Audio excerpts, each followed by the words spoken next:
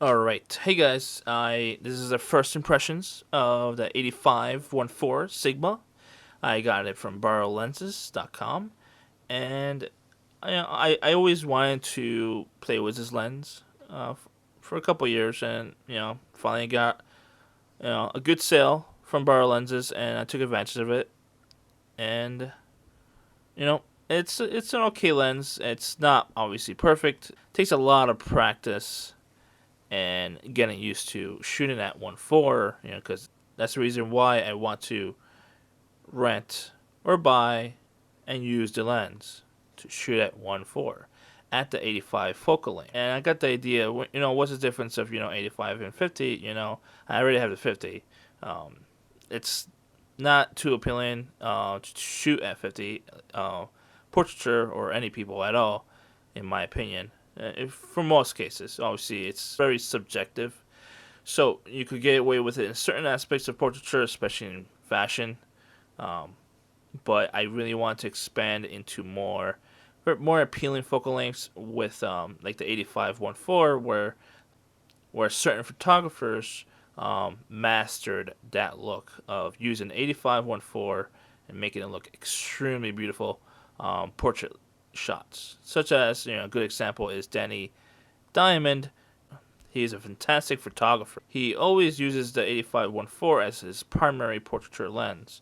And, I got the idea, maybe using that for what I do, which is more fashion, obviously.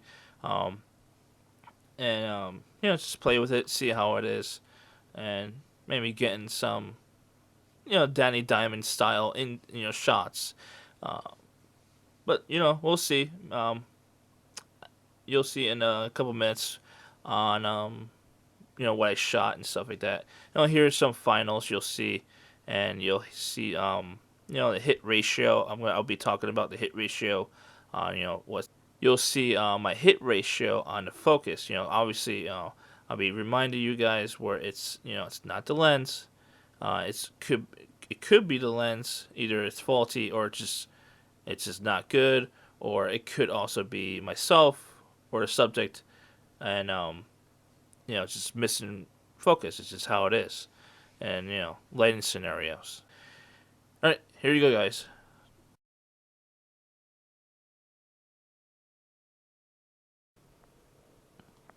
All right, here's a video where I did mess around with the aperture and focus and ISO on video recording, as you see here.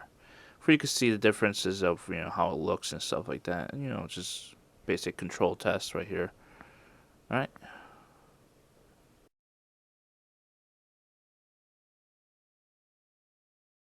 And here's a part where I changed aperture. It is getting darker, as you see. And I increased ISO right here, and you'll see the noise start coming in.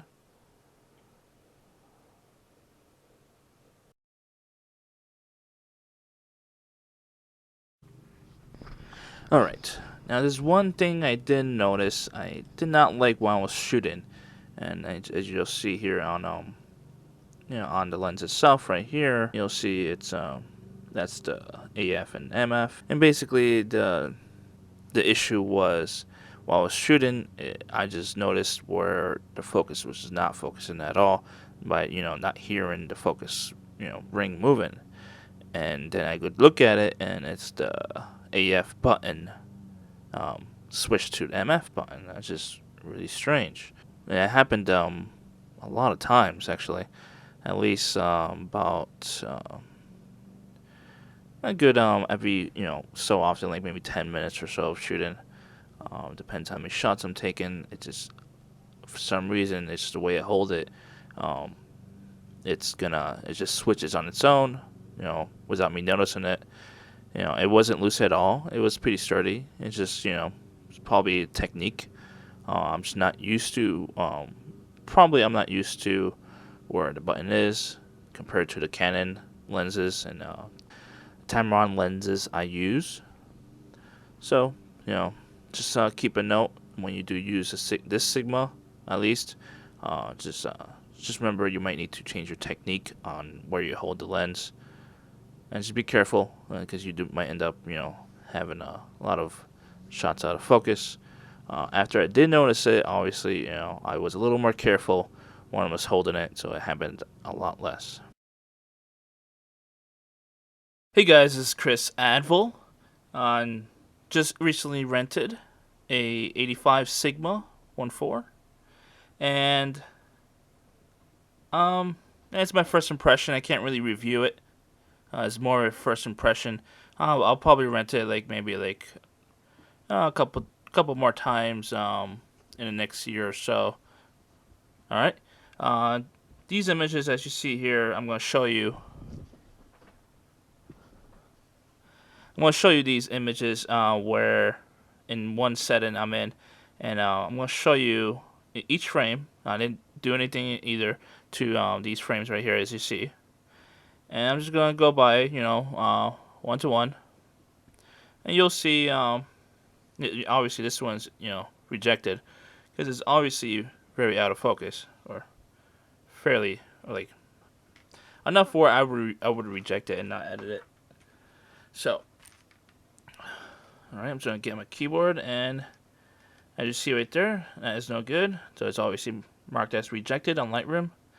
And the next image is fairly in focus. Obviously, there's no sharpening, so it'd be much more sharper than that. I do add a good amount of sharpening in Lightroom. Not overly too much, but enough to where it can make it much sharper. All right, next image. All right, as you see here, it's very out of focus. That's a toss out, and it's rejected. That's a toss out. All right, I'm just showing you that's obviously a very sharp image. I'm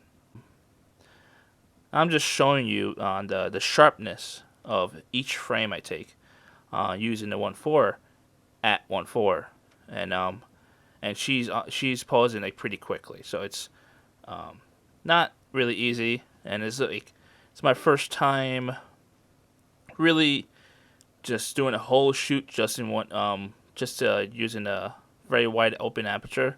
Obviously not the whole shoot I shot at 1.4, but most of it I did just to really test out my abilities to actually do that and see if the lens could handle it, as well obviously the camera. Another thing you'll notice on these images, as you see here, the chromatic aberration, I can't pronounce that, I'm sorry. So you see a lot of purple. So obviously, let's see if we can remove that. Obviously, something a little longer than expected. Just go to lens corrections. Right there.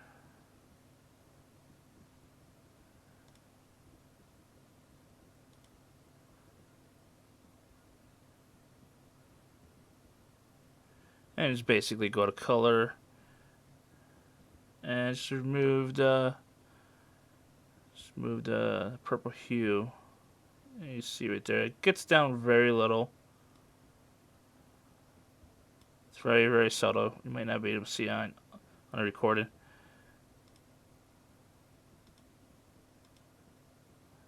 Yeah. So in a lens correction on Lightroom for this is extremely minimal. You won't be able to see it on the video itself. Alright. Now let's move on to the next. The ones with the 1 stars, as you see here in Lightroom, are sharp or fairly sharp enough where I could just sharpen it in post in Lightroom, and it'll be very sharp, or at least really good enough where I could get a good 16 by 20 or 16 by 24 actual frame size, actual frame ratio. So these are pretty sharp. I'm just going by one by one. Actually, yeah, this one is actually rejected. I just didn't put a rejected on there. All right, that's sharp. That's sharp. Now, another thing is I'm just seeing. I'm taking a lot of frames at 1.4 to see what's the hit ratio. if it's a really good hit ratio, I'm gonna most likely buy it. Um, that's how I normally do on testing lenses. Generally, from what I read and what I've been practicing and hearing from other photographers shooting at f1.4 or f1.6 or 1.8 or even at 2 or sometimes even at 2.8, it's very difficult. It's not easy at all. And getting sharp images consistently, shot by shot, it's probably impossible. Um, Even if you're just photographing a model where they're still or fairly still, and you know it should be sharp, but it's not because it's very open aperture. Any slight movements from either you or them, it's going to be out of focus. That's obviously out of focus. That's out of focus. That's very minimally out of focus. I put a star on it because, with some sharpening on there, it's going to make it nice.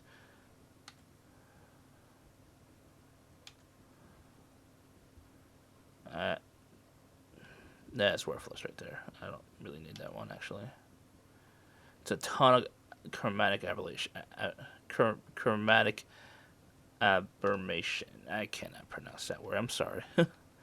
So that's the only downside. Obviously, I could remove the purplish from a chromatic aberration in Photoshop.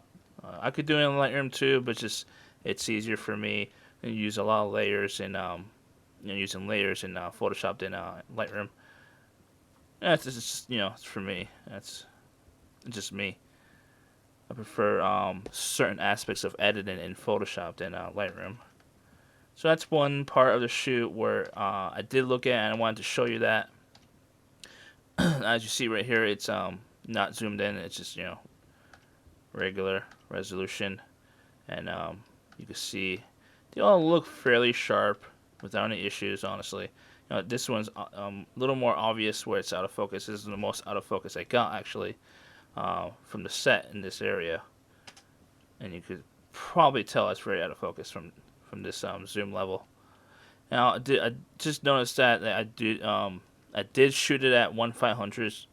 I did shoot it at 1/500th of a second, just because I want to be extra safe and did not want to take any chances. Um, I know that's overkill, but I could have easily just dropped down the ISO to 50 on my camera, which you can do that. But I didn't feel like doing that. Just for some reason, I'm not a big fan of 50. It just dulls the highlights too much for me. So that's just me. All right. It's just first impression. That's it. And I'll probably post up another video about it when I rent it again from borrowlenses.com. And that's pretty much it. All right. See you guys.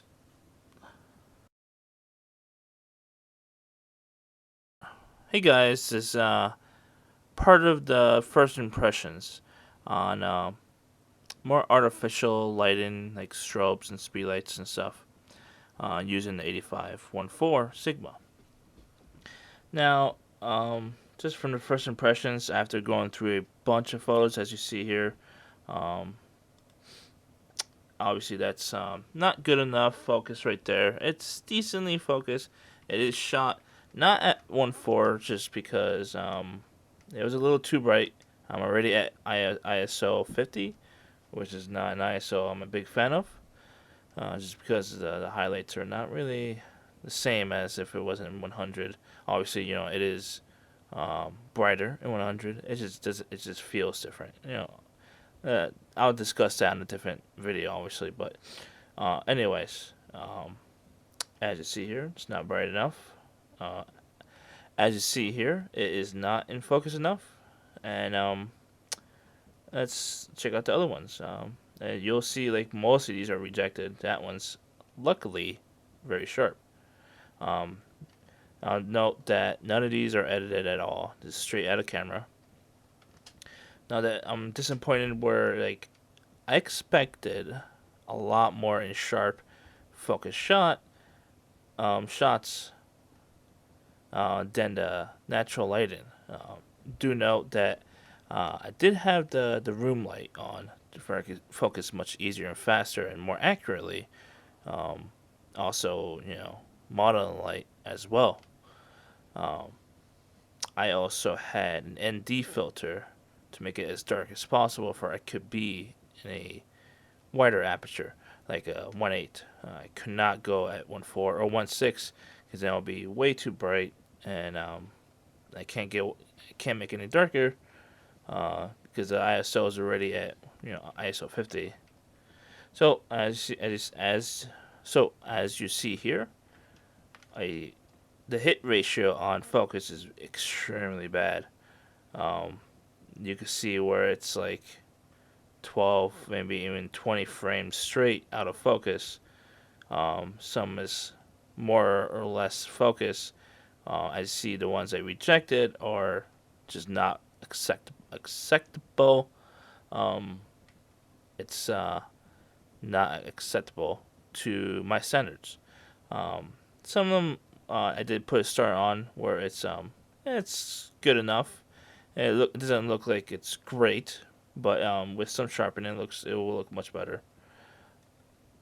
All right, and we weren't moving too much and too fast.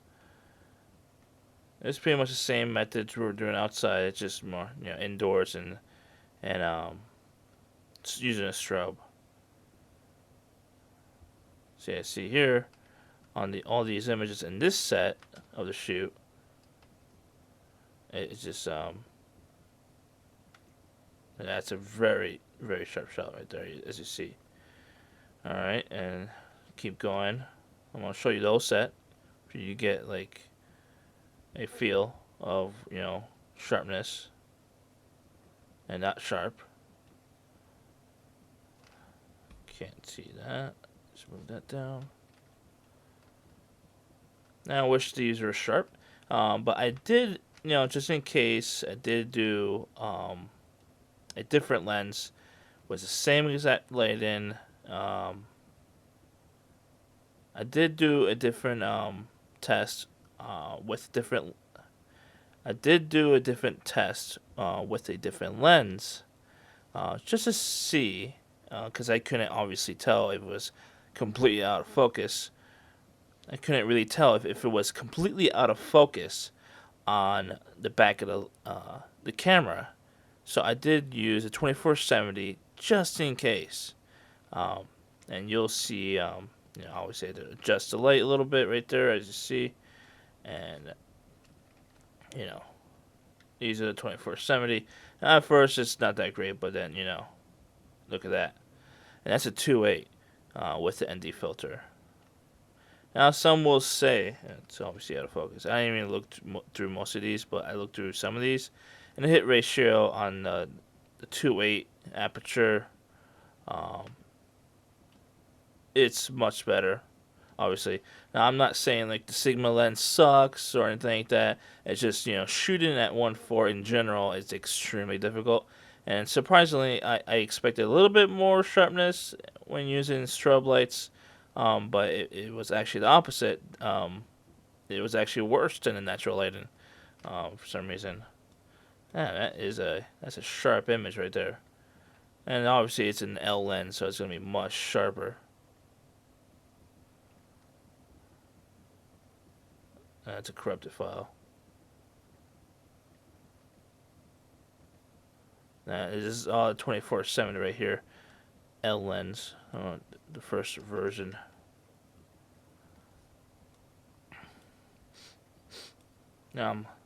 Luckily I did bring out the 2470, or else I would have a ton of these shots out of focus, and I would be very upset. But look at these, like the sharp ones out of this set is um, very good.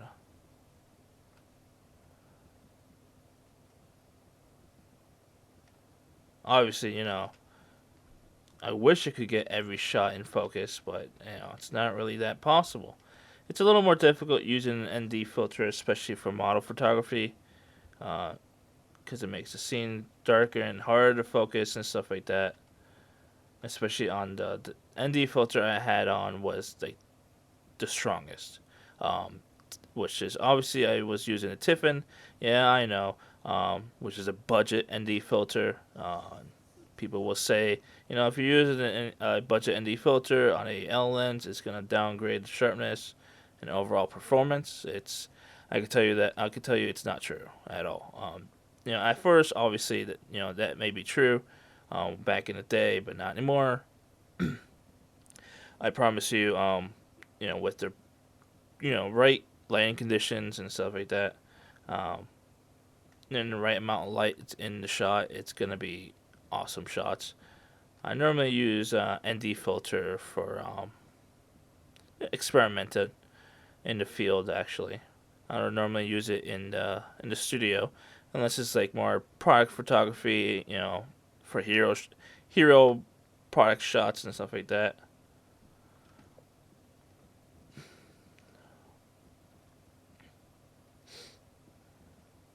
That's a sharp one.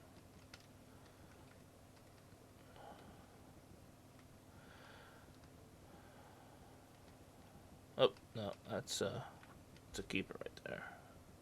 Now I'm just marking the ones with the 1 star that are completely sharp. I'm not looking at other aspects of the photo right now, like lighting, shadow, and now these are the ones I looked at earlier. I look at tons of variables on the selection, but that's another video, obviously. Um, and these are the ones I did earlier. That's very sharp. Now it's much more consistent sharpness.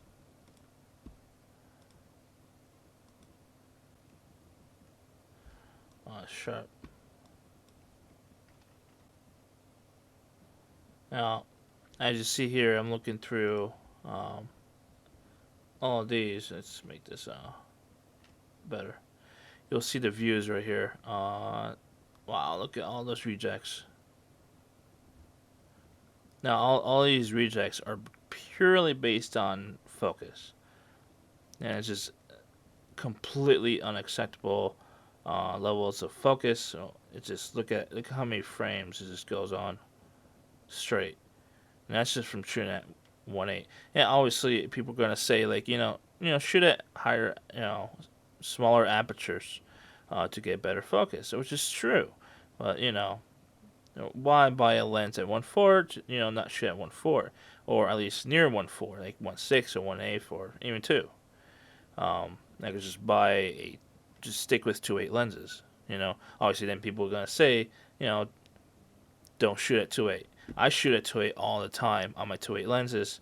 Obviously, not every shot would be focused, but it's just I need the depth of field, and that's why I get the 2.8 lenses for the depth of field.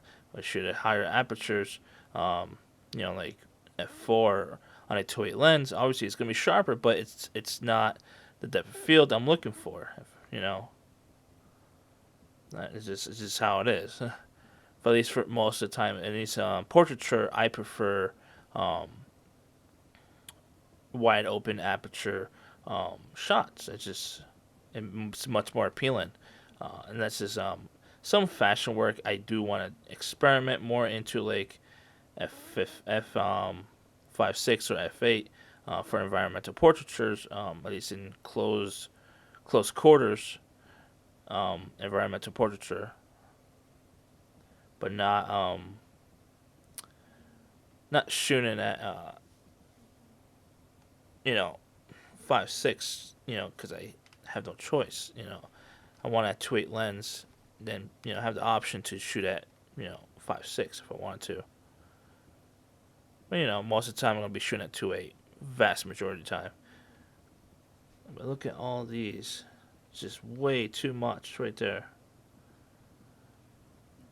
Now, just a reminder, it's not the lens at all. It's really difficult to shoot wide open. It's not easy at all, um, especially on certain cameras where if you lack certain focus points, and you can't really recompose whole lot or at all, and when you're shooting at 1.4 or 1.8, because it's not forgiving at all. And that's what I've been trying to do all day with this shoot, just sticking to the points and not recompose at all. Just because I know it will go out of focus, after doing a few shoots and learning that lesson.